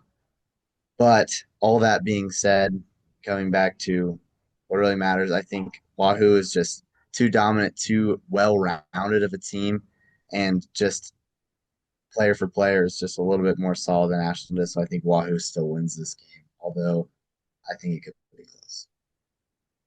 Yeah, I mean, Ashton Greenwood has been a victim of really good classes of football the last few years, and I know for sure that some of these players have been on the team for a while. They're itching to get to that state game. They've been a top five team every year for the last what 5, 6 years. I know that the town, the coaches, they really, really want to win. They're tired of being this. We were good that year, but we played in a year of really good player. I think that that's going to be itching on them. I think that they're certainly going to have a chip on their shoulder, and I think that's going to be a fun thing to watch for them. I think that they're going to come to this game more locked in than they really ever have. Um, I think that's going to be a huge thing for this. But of course, Wahoo, they have to come in. They have to do what they've been doing all season. They have to do what did against Ashton Greenwood earlier in the season. Um, their coach is always going to have them in a mental state to where they're locked in and they haven't played down a competition at all this year. So it's really tough to pick against Wahoo. I think this game is like really, really similar to the Class A, West Side, and Millard South. I think it's a really similar type of game where Wahoo they haven't had much of a challenge at all this year, and Ashland Greenwood has had some trouble, but they are a really good team. So it's just really tough to pick against Wahoo or Millard South, but Wahoo is just really good, like you said, player for player. You know what? Player for player, maybe I don't necessarily agree with that. I think Ashland Greenwood has a pretty deep roster of players. I think Wahoo is just super. I mean, Wahoo has those players, of course, and it's certainly arguable. But I think Ashland Greenwood definitely has some players. You got Derek, the quarterback. Kale Smith is a solid running back when he's really getting going. You got the receivers. They get really everybody involved in receiving game as well. But Wahoo is just super well coached. But with my pick here, I'm gonna go with Wahoo. But I really, really do hope Ashland Greenwood, and I'm not rooting for either of these teams in particular, but I do hope that Ashland Greenwood comes in here with a chip on their shoulder and makes this a close game heading into the fourth or whatever it is, or even wins. I hope that they certainly make this competitive. So that's going to be my pick here. Then we're going to move on to, I think, the most interesting game of this side of the bracket, or the bracket, as we have 4 games left. Who is going to meet Wahoo in the state championship for us? I'll let you start again on this one. Um, yeah, so what do you have here? Yeah, so Sydney played against Fort Calhoun this week, won 46-16 in dominant fashion. And I guess I wasn't too surprised by that score. I thought Sydney was definitely a lot better than Fort Calhoun was, having played against both of those teams last year. But it was really encouraging to see Alec Doty getting going for Sydney. He had a really rough game in their first round against Pierce where they barely snuck by him, but he came and answered the bell. We kind of talked about those struggles on the show, and he came out and silenced those doubters. He went 13 for 18 through the air, 137 yards and 3 touchdowns in a game where they threw the ball more than they had a lot of the time this year. And then Kean Kaiser had a huge game through the air, 5 catches, 73 yards, 3 total touchdowns, one of them coming on the ground. And then Reese Dorsey also had a huge game, 101 yards and 3 touchdowns. They held Fort Calhoun to 41 rushing yards, and that's 1.7 yards per carry. So Fort Calhoun was basically just running into a brick wall all game long. Really had no chance of breaking through that tough front seven for Sydney, led by Kean Kaiser. And then they also picked off Adam Elofsson twice and forced 2 fumbles in that game. And they lead the team in turnovers caused for that reason. They've turned teams over 25 times this year. That's 6 more than the next closest in the field, which is Ashland Greenwood with 19. So that's something they do really well, and that's going to be something that plays interesting into this matchup as Lakeview takes care of the ball better than almost any team in the field, only turning it over 4 times, which is the best. So it's strength against strength. Columbus Lakeview controls the ball, and Sydney forces turnovers. So it's going to be interesting to see kind of how that matches up, if they'll be able to turn Lakeview over at all. But flipping things over to Lakeview in their game against Aurora, they really just left no doubt. Took it to them from the start 45-0, which was really impressive because that's a really solid Aurora team that's obviously beat us here at Central City, who I believe is a really good team as well. And they held Aurora's ground game to just 3.8 yards per carry, which was way better than they had done all year long. And then Brandon DeAnda had a huge game on the ground, 186 yards, 4 touchdowns, 15.5 yards per carry.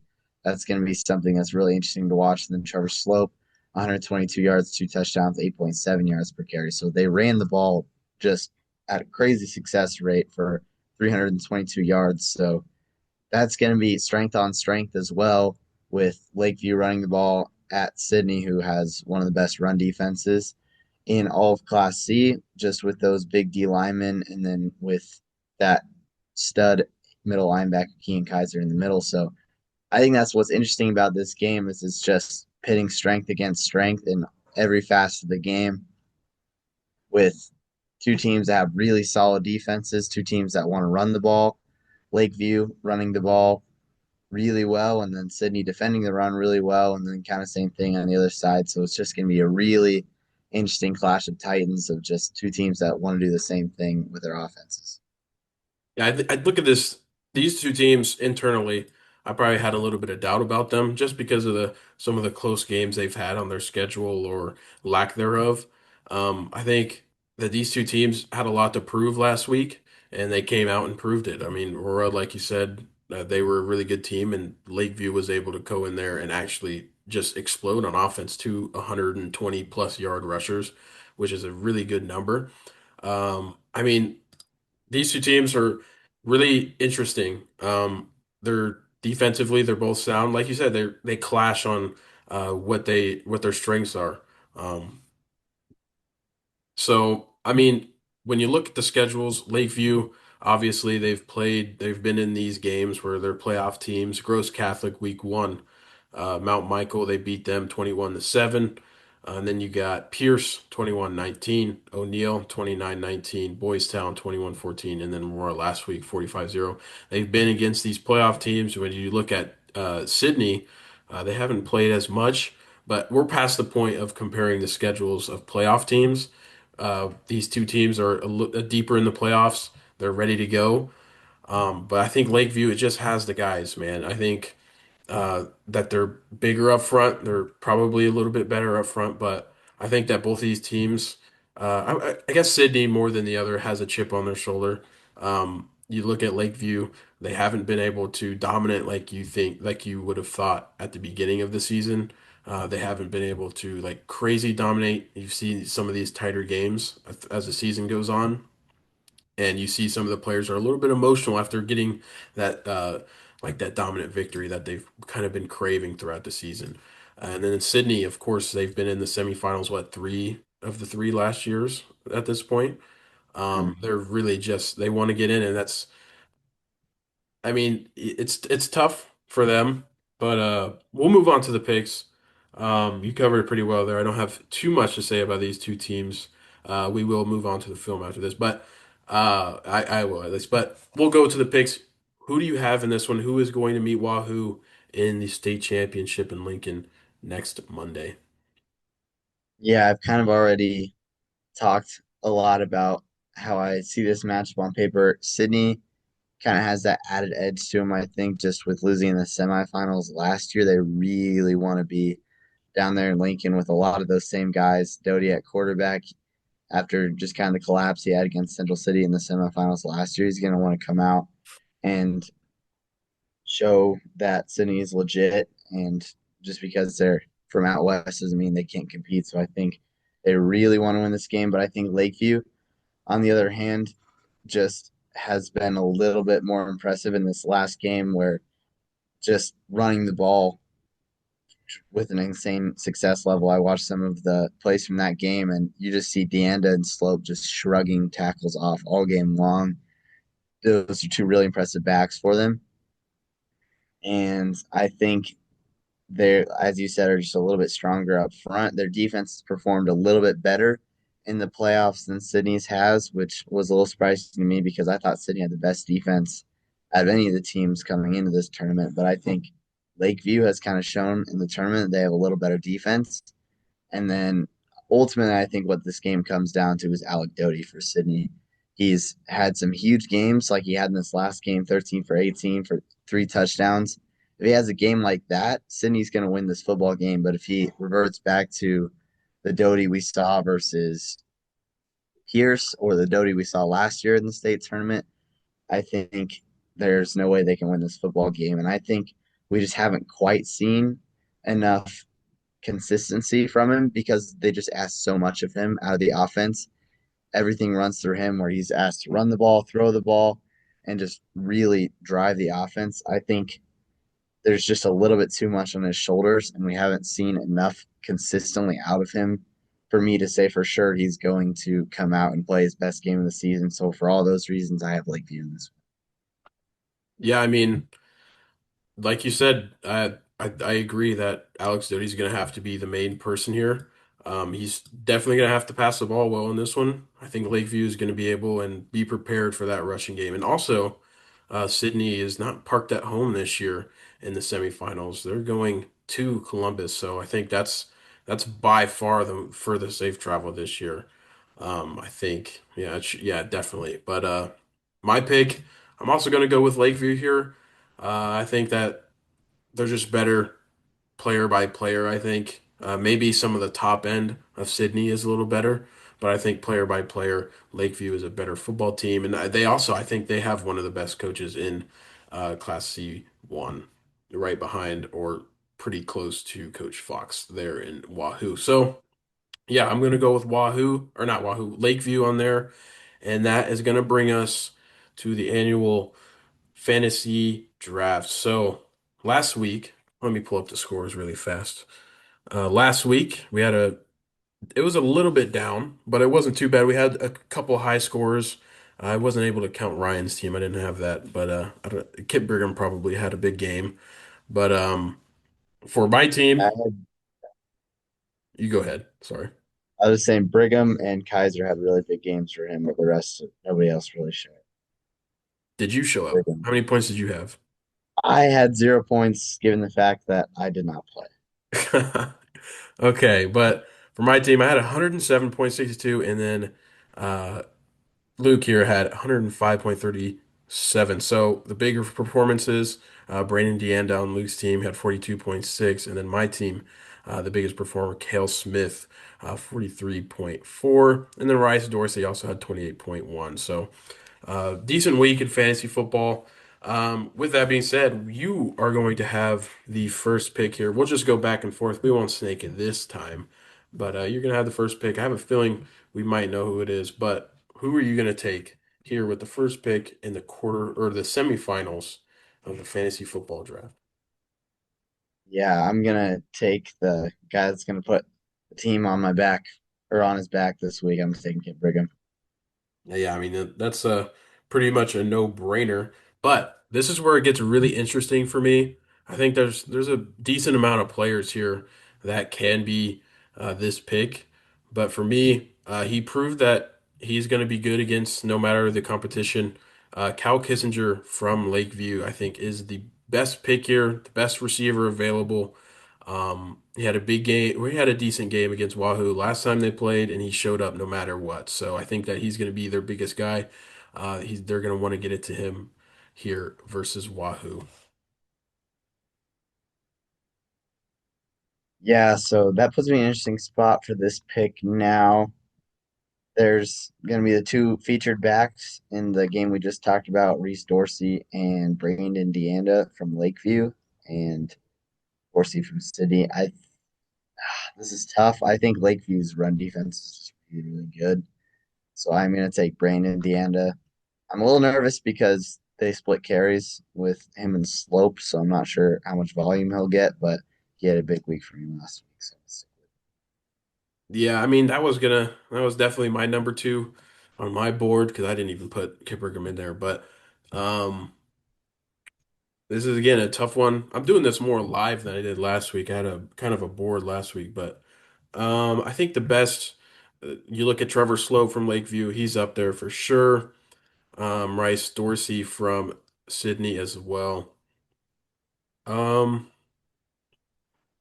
I'm gonna take Slope from Lakeview. I think that maybe if Sydney is kind of more locked in on Deanda after his bigger game than Slope had last week, I think that maybe they'll be locked in a little bit more on him, and then Slope will get a little more run. But they should, no matter what, they should both have relatively the same output as far as volume goes. you're taking Slope.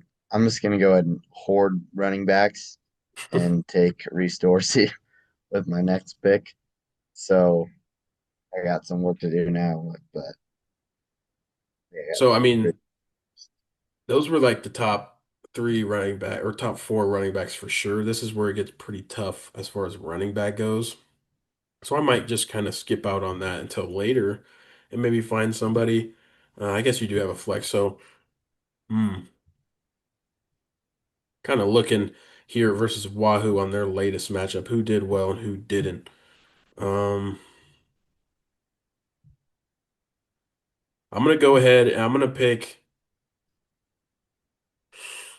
This is a tough one. I'm gonna pick Jace Kaminsky from Wahoo. I know it might be a little early for him, but I think that they're gonna come in differently as far as approach goes for Wahoo. I think that they're gonna pass the ball a little bit more and maybe get him running, and those passing attempts can kind of open up some scrambling lanes and some points on the ground. So I'm gonna go with Jace here to get my quarterback out of the way.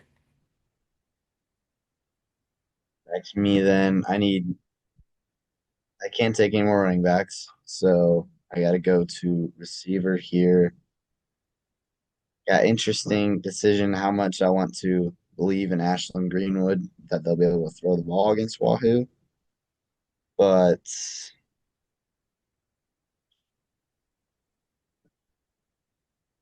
I'm gonna take Kean Kaiser from Sydney. He had a big week last week. I think he's a huge part of that Sydney offense. So take Kaiser.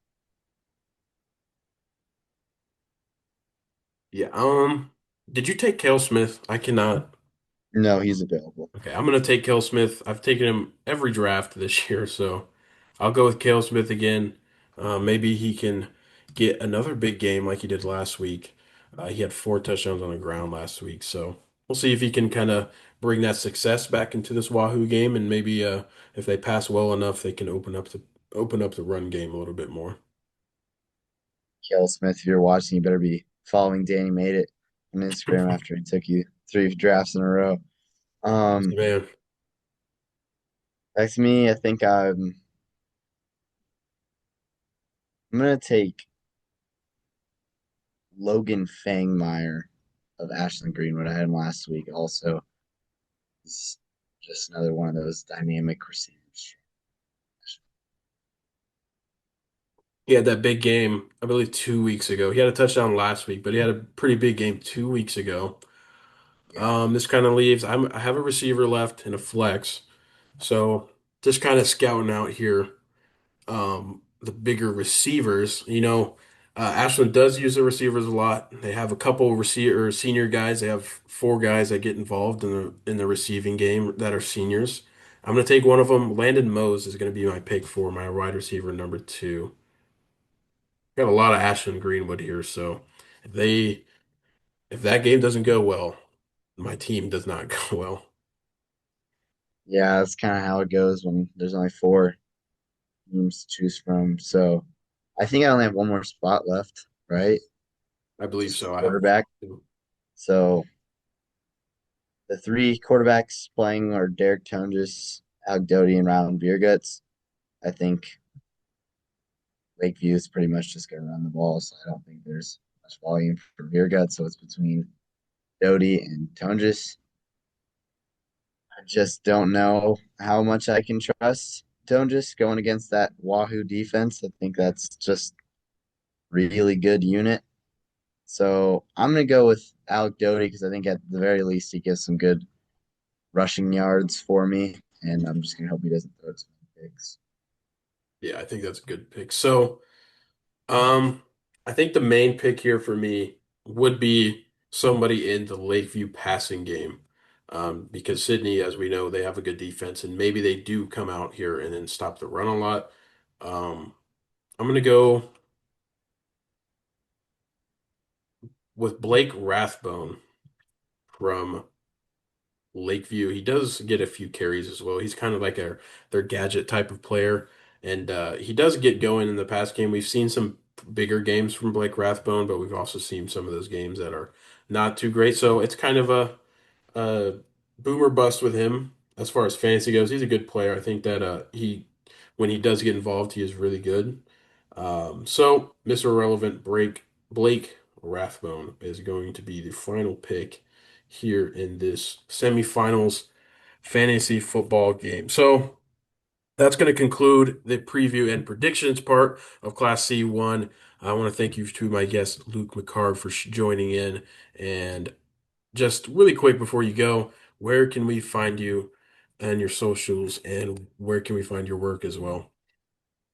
Yeah, you can follow me on Instagram, Mchargue_Luke, and then you can find my work broadcasting with the Pastime Sports Network. All right, appreciate you for coming on, and that is going to conclude the preview and predictions part. Thanks for having me. So now we move on to Class C2. So this one will be doing a fantasy draft instead of the film room, just for that sake. So we'll start off here with kind of what I thought from last week. Of course, the number one seed going down 27-21 versus Ord. I mean, Ord is a really good team, but this class is super, super tight, and a lot of these games are going to be super, super close. So I think that's pretty fun. Um, Also, you got GICC coming in after a pretty good win versus Bergen Catholic, 31-14. I mean, I thought that they were going to win, but I didn't think that it was going to be a game like that. They certainly came up and they showed out. So, uh, and then Bishop Newman, they got the job done by 4 points versus UTAN. Of course, we thought that was going to be another close game. And then also another close game, 23-20 in overtime. Kearney Catholic comes out with a win and maintains their undefeated record. So for this one, we're going to start out with Ord versus GICC. This is a rematch. These two teams played against each other last or a couple weeks ago, and this is one of those games that I thought was really, really impressive for Ord. So let's kind of dive into their game that they've already had. So Ord, they won 21-14, and they also turned the ball over twice, so or through the air at least. Um, but let's take a look. So what GICC good at is passing the football. Let's take a look at their football or their passing stats. They went 12 for 23, 65 yards and zero touchdowns. And through the air, Carney Haney, six receptions, 24 yards. Graham Stava, four catches, 24 yards. And then really nothing to write home about as far as anything else. But where they did have their success was through the ground. They had 199 yards on the ground, 6.9 per pop, and they had two touchdowns on the ground. So they were able to run the ball pretty well in that game.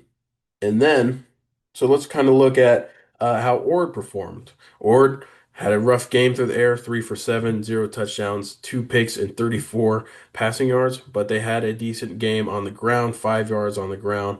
Jordan Williams was their leading rusher. He had 35 carries for 201 yards and 5.7 yards on the ground per carry. And then, of course, really nothing through the receiving game for them. But this is a game that I think that both of these teams are really just red hot right now, and they're both on a level that they were not at a few games ago when they played each other after GICC lost to Ord. They are on a 5 game winning streak, including the last 2 weeks. And they have proved that they are really dominant in these last few games. Cross County 52-14. Boone Central was a really good team. 37-0. St. Paul 49-15. West Point Beamer, who I thought really high of, 49-14. And then also Bergen Catholic, who I also thought really high of. I thought these two were the top two teams in this class. They beat them 31-14. So they really have come together and played super well after that game.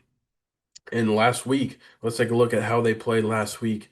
Through the air, 8 for 16, touchdown, and an interception. Looks like that was on a trick play or some type of thing.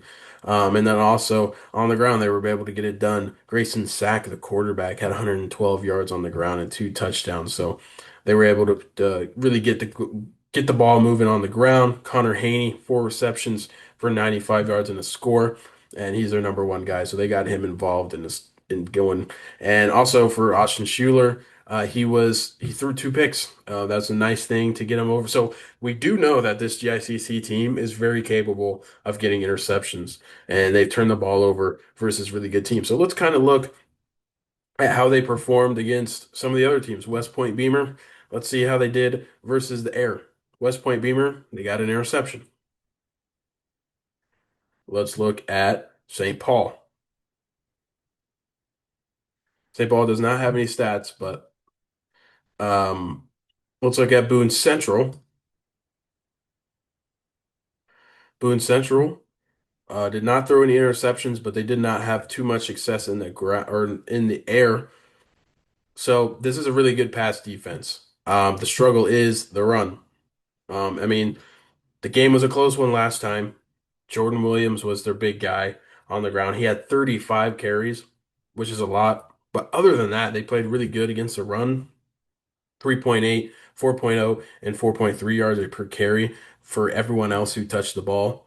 Jordan Williams was their number one guy as far as volume goes on offense. So he's really a one-man offense as far as what they need to do to stop them. There's not a name that kind of really popped out stat-wise, but they need to, again, they need to let him turn over the ball again. They need to force turnovers. They need to really make it rough for him. But they also, JSCC needs to pass a little bit better. That's been their bread and butter is passing, and they did not pass versus Org, the greatest, only 65 yards from the starting quarterback. Uh, yeah, it's gonna be tough, but let's move on to who I think is gonna win this game. Um, I think GICC is.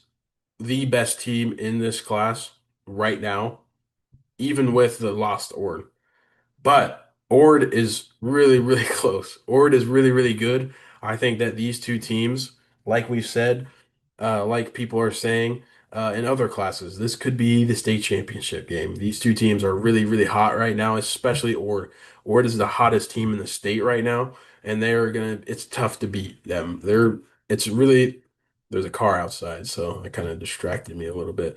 But they started the season 0-3, and then they come out and they are 8 wins in a row, which is just incredible. I've never seen something like this. And any of those games, I think that GICC gave them the biggest fight. I mean, of course, Cedar Catholic is there too. But Cedar Catholic, I kind of thought that Ward really had a bigger shot in this one. So to be honest, I have GICC in this one, but Ord would not surprise me at all if they come in and win. I think GICC is really, really good. I think that that was maybe one of their down games versus Ord, and I think that if they can go out and they can pass the ball a little bit better and again get those turnovers and be able to stop the run. They've stopped the run versus some pretty good run teams now. I think that if they can come in here and do that once again, they can win this game, and that's what I have in this one. And that's going to bring us to who is going to face GICC in Lincoln next Monday. Bishop Newman or Kearney Catholic. Kearney Catholic, obviously, one of the best stories in Class C2. They are undefeated 11-0 right now. One of the criticisms that they haven't played anybody, and I thought Malcolm was for sure going to win that game. Um, excuse me. I thought Malcolm was going to win that game for sure. It came down to the wire. Kearney Catholic, as I mentioned before, they have experience in these one-score games, and I really like how they play in these one-score games. They were able to beat Ord earlier in the season pretty well. So it kind of changes my perspective on this Kearney Catholic team now that I've seen them against some of these better teams. At this point, I don't think that the schedule really matters all that much. We are in the semifinals of the bracket, so I think that we can kind of back off on who these guys have played because they're now two teams deep versus pretty good teams I think pretty highly of. So Kearney Catholic is good. Let's kind of look at how they performed last week versus Malcolm. First, Jacob Bosshammer is their guy on offense. He went 12 for 21, passing 151 yards and a touchdown. He also had 8 carries on the ground, 33 yards, 2 touchdowns. And also, they weren't able to run the ball very much. Their offense wasn't too particularly explosive, but their defense was able to hold Malcolm here to 4.0 yards on the ground and nothing too crazy through the air. They did have a little bit of success, but Bishop Newman is not particularly a passing team, even though they can absolutely pass. They only passed nine times last week, one of them on a trick play, I believe. So, um, yeah, let's kind of look at Bishop Newman versus UTAN last week. Bishop Newman on the ground, they had 40 carries, 301 yards, and 7.5 yards per pop, and 2 touchdowns. So they had 200 yards rushing, including their quarterback and also Jack Van Slyke, who was taken in the fantasy draft last week. So these guys. They're going to run the ball. They're going to test Kearney Catholic physically. I think that Bishop Newman is definitely a more physical and bigger in the trenches than Kearney Catholic, but Kearney Catholic does have these playmakers who are on the same level mentally, and it's really fun to watch them. Jacob Bosshammer and also these receivers are really good at extending plays and making things happen outside of structure. Atreyo May also, excuse me, is a weapon.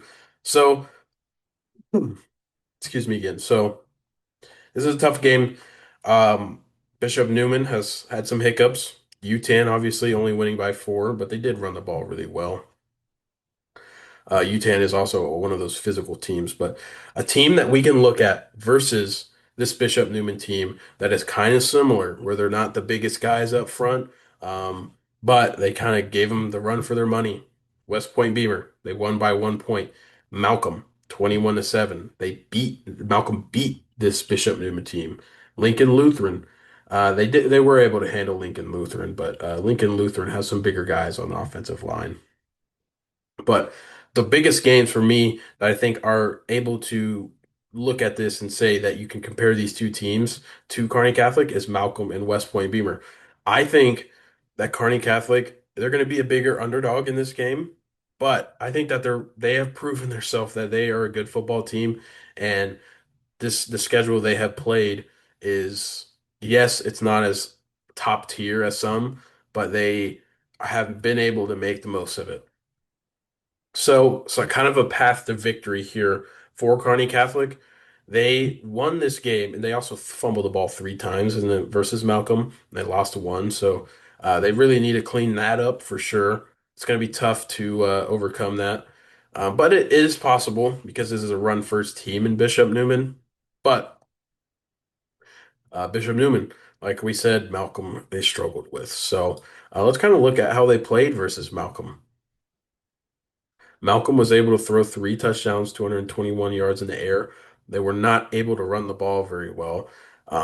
So I think that this is going to be a really, really similar game to this Malcolm versus Bishop Newman type of game. They're going to be able to run the ball well. I don't have a doubt that Bishop Newman is going to come in here and be able to run the ball well. But I think that Kearney Catholic just has a certain type of identity that kind of harms Bishop Newman a little bit.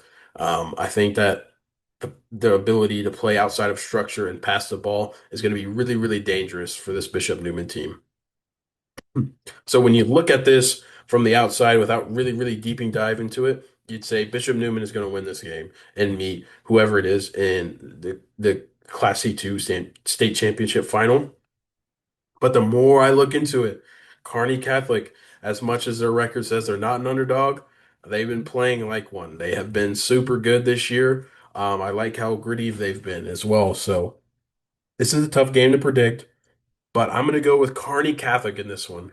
I didn't have a lot of faith in Kearney Catholic a few weeks ago.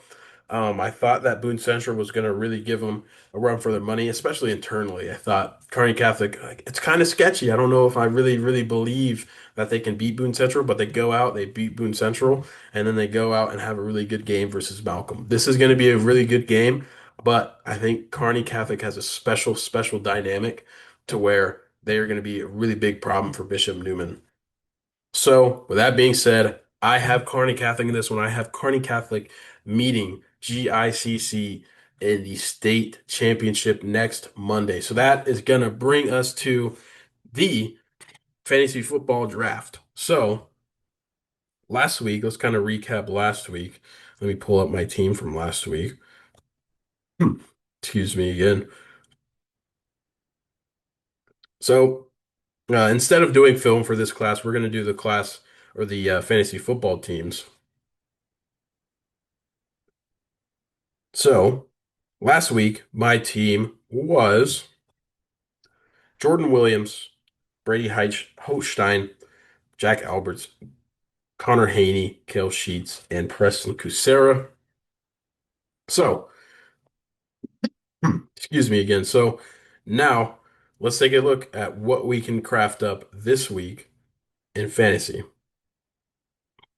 So, obviously, I think that the number one quarterback here to pick in fantasy football, because of his rushing upside and because of how he performed in the game that they had before versus GICC, Jordan Williams for Ord is going to be my quarterback once again for me. Um, but next, my running back number one, I'm going to go with Jack Van Slyke. I think that they're going to burn the ball well versus Kearney Catholic. And I think that he should be able to have their game. He's been their number one guy. And then for my running back number two, we're going to go with Jack Alberts. They were able to run the ball decently well versus Ord last time. And then for my wide receiver number one, I think it's really tough to pick anybody outside of Connor Haney here because these guys aren't passing the ball necessarily as much. And then for my wide receiver number two,